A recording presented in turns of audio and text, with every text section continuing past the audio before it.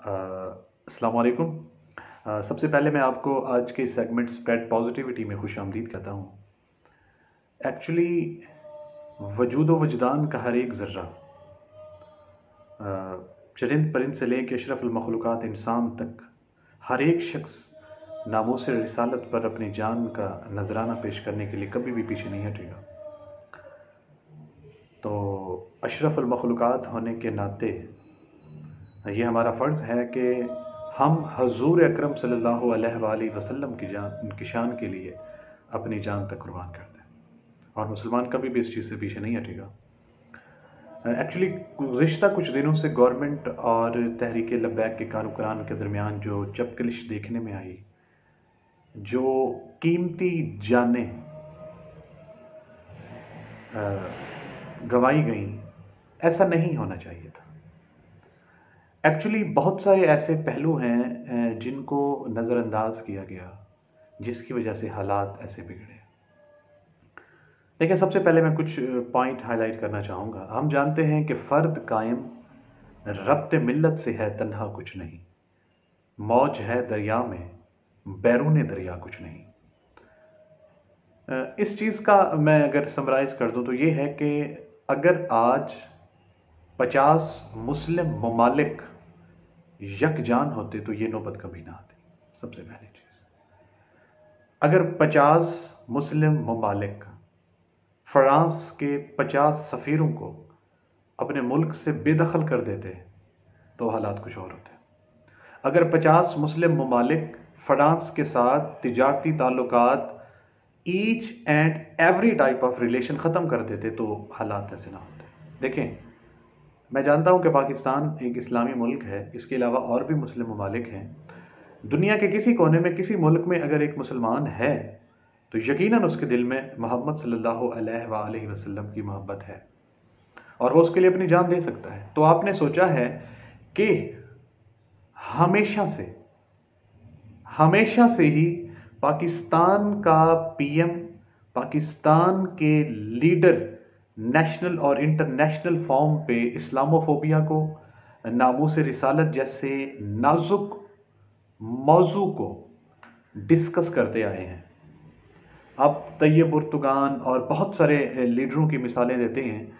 आप तारीख के पन्नों को एक्सप्लोर करके देखें, मैक्सिमम इस्लामोफोबिया पे, मैक्सिमम अहले मगरिब के माइंड में इस्लाम को लेके जो खदशात हैं, उनको दूर करने के लिए जितने स्टेप पाकिस्तान के लीडर्स ने, पाकिस्तान के प्राइम मिनिस्टर्स ने, पाकिस्तान के कायदीन ने उठाए हैं, उतने किसी ने नहीं उठाए।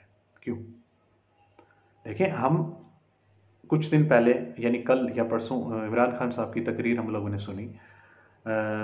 उन्होंने बहुत लंबी खामोशी को तोड़ा, जो उन्हें बहुत जल्दी तोड़नी चाहिए थी। जैसे हालात बिगड़े ऐसे नहीं बिगड़ने चाहिए थे, लेकिन हालात ऐसे ना होते अगर हम लोग यकजान होते। देखिए, आपने नोटिस किया होगा कि तुर्की से लेके बाकी तमाम 50 ममालिक तक किस किसने पब्लिक प्लेटफॉर्म पे ये अनाउंसमेंट की, नेशनल इंटरनेशनल फॉर्म पे इस चीज़ को हाईलाइट किया कि फ्रांस ने जो किया है उसे नहीं करना चाहिए था। इनमें से कितने ममालिक ने अपना सफ़ीर, फ्रांस का सफ़ीर निकालने की हामी भरी? कितने ममालिक ने फ्रांस के साथ ट्रेड को रोकने की बात की? कितने ममालिक ने फ्रांस के साथ अपने तमाम तर रवाबित ख़त्म करने की बात की? मेरे ख्याल में नहीं। क्यों? क्या उन ममालिक में बसने वाले मुसलमानों का हमारे प्यारे नबी के साथ कोई ताल्लुक नहीं? एक्चुअली इस टाइम पाकिस्तान जिस स्टेज पे खड़ा हुआ है वो बड़ी नाजुक स्टेज है। आप देखें, कोरोना एक ऐसी बीमारी है जो हम पे आई हुई है।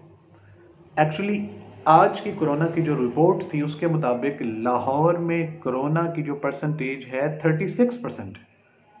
यानी आप कह सकते हैं कि पूरे पाकिस्तान में जो डेली के 6 से 7 हज़ार केसेस आ रहे हैं, उनमें से 36% केसेस सिर्फ और सिर्फ लाहौर से आ रहे हैं। क्यों? लाहौर में ये जो गैदरिंग हो रही है, लाहौर में प्रोटेस्ट के नाम पे लोग एक दूसरे से जुड़ रही, मैं कभी इस चीज़ की तरफ नहीं जाऊंगा कि प्रोटेस्ट नहीं होना चाहिए।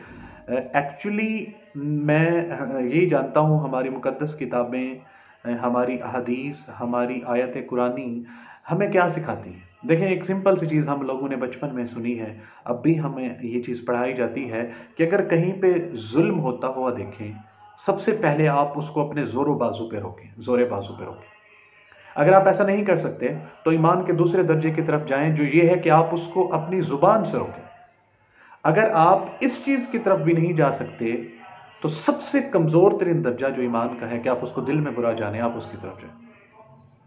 सबसे पहले फ्रांस की इस हरकत पे वो शख्स ईमान के जो पहला स्ट्रॉन्ग दर्जा है वाजिबुल कत्ल, उसकी तरफ जाना चाहिए था, लेकिन जो हमारे बस में नहीं था। मैं इस चीज़ से कभी इनहराफ नहीं करूंगा कि हज़रत मोहम्मद सल्लल्लाहु अलैहि वसल्लम का उनकी नामूस पे हमला करने वाला जो शख्स है वो वाजिबुल कत्ल है, इसके अलावा कोई किसी किस्म का कंप्रोमाइज़ नहीं है। लेकिन अगर आप अपने ज़ोरों बाजू पे इस जुल्म को नहीं रोक सकते तो आप उसको अपनी ज़ुबान से रोकें। और उसका बेहतरीन तरीका यह था कि 50 मुस्लिम ममालिक फ्रांस के सफ़ीरों को अपने मुल्क से बेदखल कर देते, उनके साथ ट्रेड ख़त्म कर देते, उनके साथ तमाम तर जो लेन देन है उनको ख़त्म कर दिया जाता। और फिर इंटरनेशनल प्लेटफॉर्म पे जाके जब एक 50 मुस्लिम ममालिक का पैनल एक पॉइंट रखता है कि जब हम बासियत मुसलमान आज तक तारीख के पन्ने इस बात की शहादत पेश करते हैं किसी भी मजहब की बेहुरमती करते हुए नहीं नजर आए, तो हमारे प्यारे हबीब के साथ, हमारी मुकद्दस किताबों के साथ क्यों ऐसा किया जा रहा है? आखिर क्यों?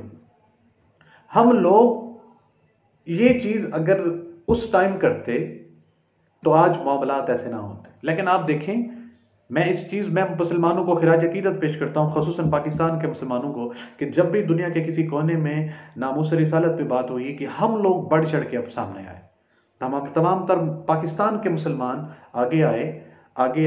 मुल्क के प्राइम मिनिस्टर ने इस्लामोफोबिया के बारे में बात की, उन्होंने दुनिया के हर प्लेटफॉर्म पे इस्लाम के मुतालिक लोगों की जो गलत फहमियाँ हैं उनको दूर करने की बात की, उन्होंने इस्लाम के मुतालिक हमारे दीन को, हमारे प्यारे हबीब को, उनकी नामूस रिसालत को प्रोटेक्ट करने की बात की इंटरनेशनल प्लेटफॉर्म पे। लेकिन आवाज़ में उस वक्त पावर ज़्यादा होती जब 50 ममालिक हमारी बैकबोन होते हैं। 50 ममालिक एक पैनल बना के अगर ये बात इंटरनेशनल प्लेटफॉर्म पे हाई करते कि जब हम लोग किसी मजहब की उनकी मुकद्दस किताबों की, उनकी रिवायात की खिलाफ वर्जी नहीं करते, तो हमारे मुकद्दस किताबों के साथ ऐसा क्यों आ रहा है? तारीख के तमाम तर पन्ने इस चीज़ की शहादत पेश करते आए हैं कि मुसलमानों के दीन को लेके उनको बहुत टॉर्चर किया गया है। हम लोगों की अपने पैगंबरों के साथ, अपनी मुकद्दस किताबों के साथ एक दिली वाबस्तगी है। अगर उनको टॉर्चर किया जाएगा तो यकीनन एक मुसलमान को टॉर्चर किया जाएगा। और अहले यूरोप ये चीज़ बहुत अच्छे तरीके से जानते हैं। बदकिस्मती ये है कि अभी तक 50 ममालिक एक प्लेटफॉर्म पे इकट्ठे नहीं हुए, जिसकी वजह से दुनिया के मुख्तलिफ कोनों में ये हरकत व सकनात देखने में आई है। अब देखें, एक TLP को ले लें और पुलिस को ले लें। हम भी जानते हैं, एक पढ़ा लिखा शख्स कभी इस चीज़ से इनकार नहीं करेगा कि पुलिस को बिला वजह किसी भी शख्स पे डंडा बरसाने, मारने का कोई हुक्म नहीं है। हमारा कानून इस चीज़ की कतई इजाज़त नहीं देता। और हम जानते हैं बासियत मुसलमान, हमारा ये फ़र्ज़ है कि हमारे हाथ से, हमारी ज़ुबान से दूसरा मुसलमान सलामत रहे। आप मुझे बताएं कि एक पीसफुल प्रोटेस्ट क्या होता है और एक प्रोटेस्ट जो TLP के कुछ कारकुनान से हुआ वो क्या हो? देखें, इस पूरे मामलात को बिगाड़ने में जो सबसे बड़ा रोल प्ले किया है वो फॉरेनर एजेंसीज ने किया है। आपने देखा होगा सोशल मीडिया पे ये चीज़ हाईलाइट हुई है। इंडिया के बहुत से ऐसे एजेंसीज थे जो व्हाट्सएप ग्रुप के अंदर पेनिट्रेट हुए, उन लोगों ने नेगेटिविटी स्प्रेड की, सोशल मीडिया पे उन लोगों ने नेगेटिविटी स्प्रेड की। एक्चुअली आप इस चीज़ से अब आगाह हो चुके होंगे कि एक काफिर, एक नॉन मुस्लिम किस तरीके से एक मुसलमान को डैमेज करने के लिए किस हद तक जा सकता है।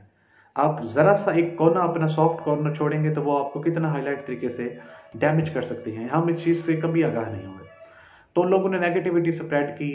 अब देखें, ये भी सुनने में आया है कि पुलिस के ऊपर जब इस तरफ से फायरिंग हुई तभी उन लोगों ने ये स्टेप उठाया। ये खबरों में ये चीज़ बिल्कुल वाज़ेह है और आप खुद चेक करें। ऐसा हरगिज़ नहीं है कि बिला वजह ही आपकी पुलिस अपने ही लोगों के ऊपर गोलियां खोल दे। ऐसा तारीख के पन्नों में ऐसा बिल्कुल नहीं है। यकीनन उनकी तरफ से जब ये स्टेप लिया गया तो प्रोटेक्टिव मेजर के तौर पे उन पे फायरिंग हुई, जो नहीं होनी चाहिए थी। ये मामला जिस कदर बिगड़ा है, ऐसा बिल्कुल नहीं होना चाहिए था। तो एक्चुअली मैं क्या बात करना चाहता हूं कि ये जो मामलात हुए हैं ऐसे, वो ऐसे नहीं होने चाहिए थे। जिस लेवल पे आज हमारा मुल्क है, आप देखें, हमारी इकोनॉमी को देखें, आप इन तमाम चीज़ों को देखें, ये चीज़ें अपनी जगह मैटर करती हैं। आप इस मुल्क के बाशिंदे हैं, इस मुल्क की तमाम कौमी सलामती, इंटरनेशनल लेवल की सलामती, इस मुल्क का हर एक फ़र्द आपका भाई है। अब कितने नौजवानों की गाड़ियाँ तोड़ दी गई, आपने कभी सोचा है कि उन लोगों ने कितनी मेहनत से उन चीज़ों को बनाया होगा, कितनी मेहनत से एक शख्स ने अपनी गाड़ी खरीदी होगी, कितनी दिन रात की मेहनत उसने की होगी, और इस धरने में उसका चकनाचूर हो गया। कौन उस शख्स का ज़ाला करेगा? कौन? ये भी सुनने में आया है कि जब ट्रैफिक जाम हुई तो एक प्रेग्नेंट वोमेन की हालत बहुत ज़्यादा ख़राब हो गई। सुनने में कुछ रिपोर्ट्स में तो उसकी डेथ का कहा जा रहा है। तो देखें कि हमारे इस प्रोटेस्ट से हमारे अपने लोग कितने डैमेज हुए हैं। 4 पुलिस वालों की डेथ हुई, कितने ही तहरीक लब्बैक के कारकुनान की डेथ हुई। ऐसा क्यों हुआ है? ऐसा नहीं होना चाहिए था। एक पीसफुल प्रोटेस्ट ये था कि हम गवर्नमेंट से मुतालबा करते कि तमाम ममालिक के साथ मिल के इस चीज़ को ईमान के दूसरे दर्जे पे टैकल करें। आप ज़ुबान से इस चीज़ को रोकें, इंटरनेशनल प्लेटफॉर्म पे जाके इस चीज़ को रोका जाए कि आइंदा ऐसी हरकत ना हो। जब हम तमाम तर मज़ाहिब का एहतराम करते हैं तो हमारे तमाम तर मजहबी कायदीन का एहतराम इन लोगों पे फ़र्ज़ है। अगर ये एहतराम नहीं कर सकते तो डिसरिस्पेक्ट का इन लोगों को कोई हक नहीं। I hope so. देखिए, गवर्नमेंट चीज़ों को वैसे नहीं टैकल कर रही होती जैसे कॉमन पर्सन देख रहा होता है। यकीनन हमें भी, मुझे भी इख्तलाफात हैं।